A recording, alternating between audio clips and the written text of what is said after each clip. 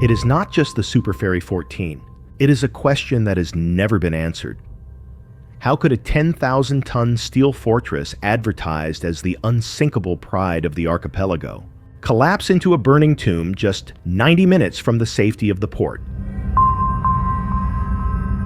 Secure that rope quickly now. Why did a system designed to defy typhoons and the crushing weight of the Pacific surrender to 4 kilograms of powder hidden inside a hollowed-out television set? And more importantly, why did 899 passengers become the unwitting gamblers in a game they did not know they were playing? But that is only the surface. Behind the moment the night sky turned orange over Manila Bay lies another story, less told, but equally dangerous, about political denial, cold-blooded calculation, and a chain of small errors merging into history. Why did it all happen on a calm February night? And what actually killed the Superferry 14, the fire, the water, or the human element? Stay tuned, because the truth about the deadliest maritime terror attack in modern history is unlike any story you know.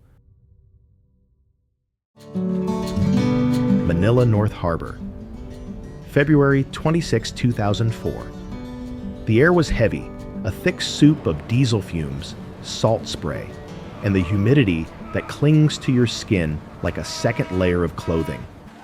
It was nearly midnight, but the port was alive, a chaotic symphony of shouting porters, revving jeepneys, and the rhythmic clanking of chains. Rising above this frantic human ant farm was the Superferry 14.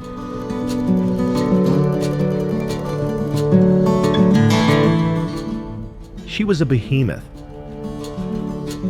At over 10,000 gross tons, she wasn't just a vessel.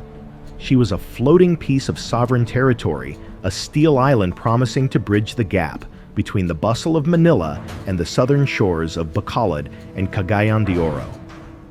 To the 899 passengers boarding her, she didn't look like a machine.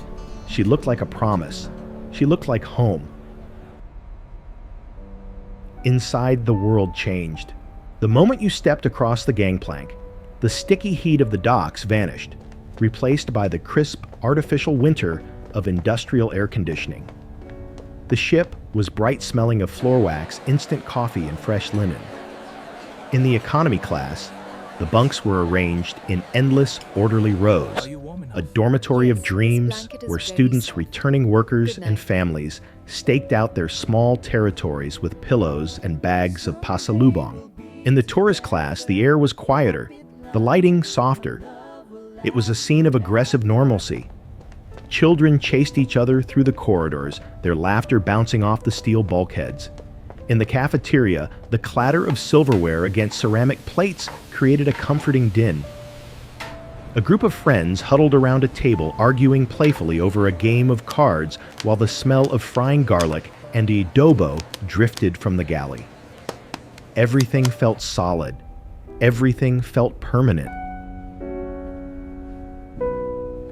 The thick steel hull painted a pristine, white felt impenetrable, masking the fact that the difference between a luxury cruise and a maritime disaster is often just a few millimeters of plating and a single moment of bad luck. Amidst this sea of faces, one man moved with a quiet purpose. He was listed on the manifest as Arnulfo Laderas, but his true name was Redendo Cain de Losa. He did not look like an agent of chaos. He looked like everyone else, weary, unassuming, blending into the tapestry of travelers. He carried a cardboard box.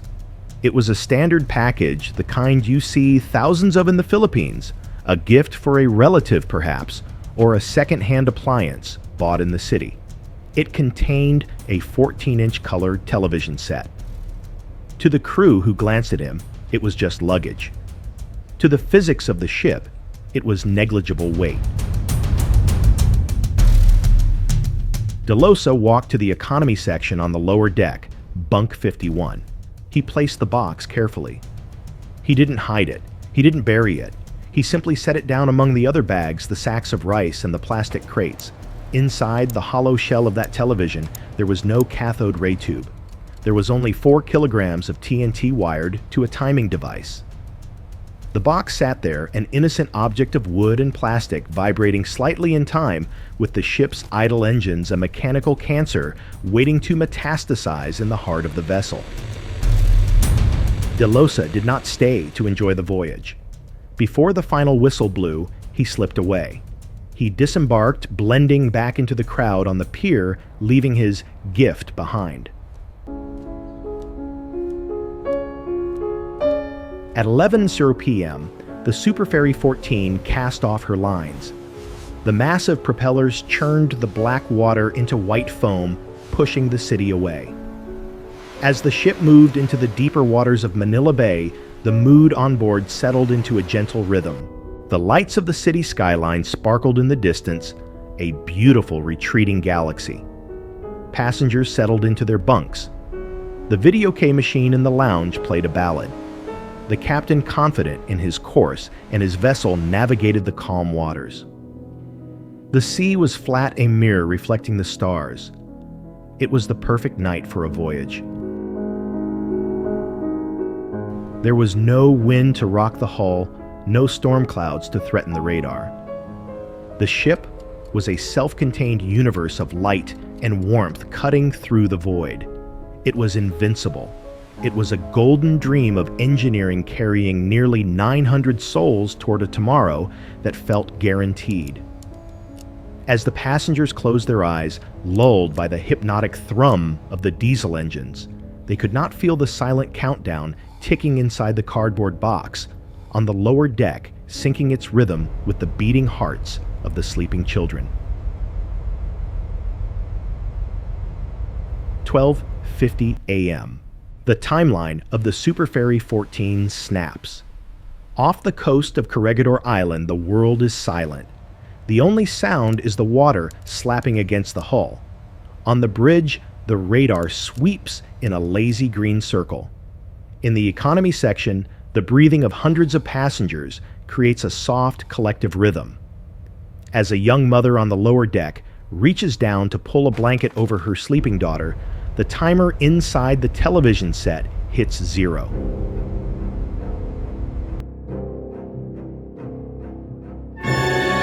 There is no warning, no cinematic beep, just the sudden violent erasure of peace. The explosion is not a noise, it is a physical blow. 4 kilograms of TNT expand at 7,000 meters per second. The television set disintegrates instantly, turning into a cloud of supersonic plastic and wire. The blast wave does not care about the passengers. It treats the steel bunks like paper, twisting the frames into jagged sculptures. It punches through the ceiling, ripping open the deck above like a tin can. For a split second, the air inside the compartment is hotter than the surface of the sun. The ship shudders. A massive metallic groan vibrates through the entire vessel, loud enough to wake the dead. In the tourist class, drinks slide off tables. In the cabins, sleepers are thrown from their beds. Then the silence returns. A heavy, ringing silence. For 10 seconds, nobody screams. The brain cannot process the shift from sleeping to war zone. The lights flicker, die, and then buzz back to life, dim yellow and struggling. This is the moment of false hope. Passengers stand up dazed. They look at each other. There is no water rushing in. The ship is not tilting violently. It's the engine, someone says. Just a boiler. Stay calm. The belief spreads faster than the shockwave. They are on a massive ship. Surely they are safe. The captain is in control. The steel is thick. But the physics of the explosion has already ignited a new enemy, one far crueler than the blast itself.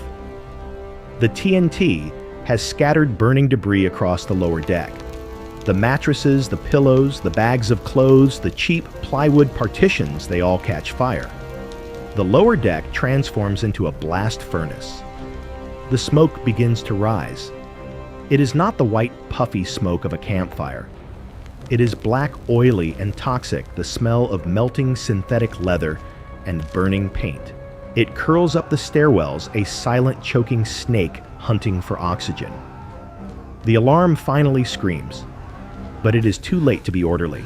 The fire consumes the oxygen on the lower levels, pushing a wall of heat upwards. The floor of the upper deck becomes too hot to stand on. Shoes begin to melt. The panic arrives. It is a contagion.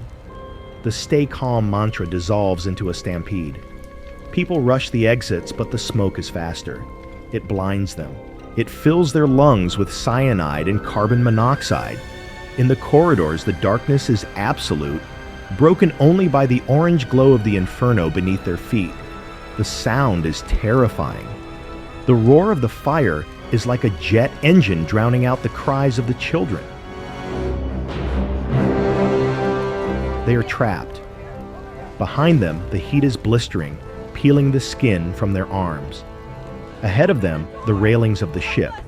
They reach the open deck. The night air is cool, but the relief is short-lived. The fire is pushing them to the edge. There is nowhere left to go. The choice is impossible: burn to death in the floating cage or jump into the black void of Manila Bay.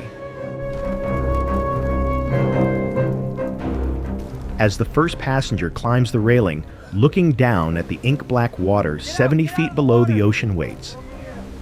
It does not offer salvation. It simply offers a different way to die. Bodies begin to fall. They hit the water with sickening slaps. The screams from the water mix with the roar of the fire from the ship. The Superferry 14 is no longer a vessel. It is a torch burning bright and terrible against the night sky, while the radar on the bridge continues to sweep indifferent to the hell unfolding beneath it. When the sun rose over Manila Bay on February 28th, it did not illuminate a ship. It illuminated a carcass. The Superferry 14 had not sunk completely. She had rolled over half submerged in the shallow waters near the island, listing heavily like a wounded animal refusing to die. The white paint was gone, replaced by the matte black scars of a fire that had burned hot enough to warp structural steel. The majesty of the previous night was replaced by a wet, hollow silence. The rescue boats had done their work. The bodies were counted, at least the ones that could be found. But as the smoke cleared, a second fog rolled in the fog of denial. In the hours following the disaster, the official narrative began to construct a shield. It was an engine failure. It was a gas leak. It was an accident. To admit that a floating fortress had been breached by terrorists was to admit a failure of national security so profound it could topple a government. The authorities wanted the world to believe that the machine had simply failed, that physics, not malice, was the culprit. But Steele remembers. The investigation that followed was a feat of forensic engineering that rivaled the construction of the ship itself. It was a resurrection of the event played in reverse. A team of elite investigators, bomb data experts, and marine chemists descended upon the wreck. They were not there to mourn. They were there to listen to what the metal was screaming. Entering the burnt-out hull was a descent into a mechanical underworld. The investigators moved through corridors that were no longer corridors, but tunnels of fused plastic and twisted iron. The heat had been so intense that the aluminum fixtures had melted and dripped like wax, pooling on the floor in silver puddles that had frozen in time. The air inside was cold, now smelling of brine wet ash and the copper tang of oxidized blood. In the corner of what used to be the economy section, a child's plastic sandal was fused into the steel deck plate, pointing towards an exit it never reached. The team wasn't looking for general damage. They were hunting for the epicenter. In a fire caused by an engine failure, the damage is diffuse. In a bombing, the geometry is precise. They found it on the lower deck bunk 51. It was a void. The steel floor plating had been punched downward, petaled outward like a blooming metal flower. The ceiling directly above it had been shredded. This was the signature of high-velocity detonation. Physics does not lie. An engine fire pushes. A high explosive shatters. The forensic resurrection went microscopic. They scraped the blackened walls, collecting samples of soot that looked identical to the untrained eye. But under the chromatograph, the chemical ghost emerged. It wasn't diesel residue. It wasn't cooking gas. It was trinitrotoluene, TNT. The accident theory collapsed instantly. The investigation shifted from a salvage operation to a manhunt. The scale of the inquiry expanded from the twisted metal of the ship to the sprawling chaos of the city. Intelligence agencies began to trace the ghost passenger. They didn't just find a name, they found a receipt. They reconstructed the timeline of Redendo Cane de Losa with terrifying precision. They found the ticket purchase. They found the shop where the television was bought. They traced the origin of the TNT to stolen military stockpiles. The investigators pieced together the fragments of the television set found in the blast zone. Shards of plastic, a twisted coil of copper wire, a piece of a circuit board. Like paleontologists reconstructing a dinosaur from a single bone, they built a model of the weapon. It was crude, cheap, and horrifyingly effective. The contrast was sickening. The Superferry 14 was a marvel of modern naval architecture, equipped with radar GPS and fire suppression systems worth millions of dollars. It was brought down by a device that cost less than $50 to assemble. The charred skeleton of the ship remained in the bay for weeks, a black monument visible from the shore, while the divers continued to pull pieces of the truth from the silt, ignoring the schools of fish that had begun to feed on the shadows inside the hull. The resurrection of the truth was complete. The ship had died, but the story was dragged kicking and screaming to the surface. It was not a tragedy of error. It was a calculated slaughter executed with the cold indifference of a butcher. The engineering of the bomb had defeated the engineering of the ship, proving once again that it is far easier to destroy a system than to build one.